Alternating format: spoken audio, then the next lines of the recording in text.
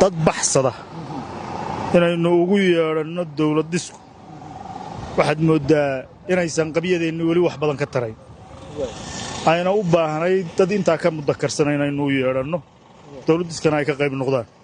dad baxsada ayaad kala jeedaa ma reer Sanaag ba baxsada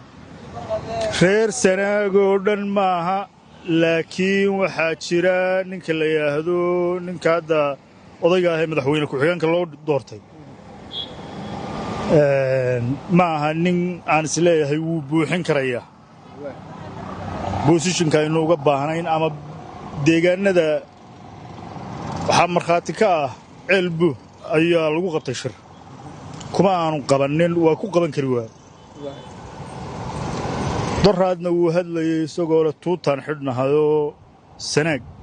baan kaga hawlgelayaa Sanaag tuuta in lagaga hawlgalo cidna umaynaan diran shaqo loo baahan yahayna maaha in Sanaag tuuta lagaga hawlgalo ama deegaanada warsangeli si cad haddaynu nidhaahno isna waa ka soo carara laascaano tuutaa lagu xidhan yahay macno badan sheegi maayo shaqo badan baa inoo taalla oo ah in Sanaag laga qabto iyadoon tuuta iyo qori midna lagu raadin marka waxaan is leeyahay bisayl badan baa halkaa ku dhiman maxaa loo baahan yahay markaa si dhaliilaha aad sheegtay loo saxo dadkii mudakarka ahaa ee wax ka goyn jiray inaynu raadinno si dawladisku u dhammaystirmo ama aynu wax uga qabanno ama aynu hawsha aynu hadda aynu u qori qaadnay loo dhammaystiro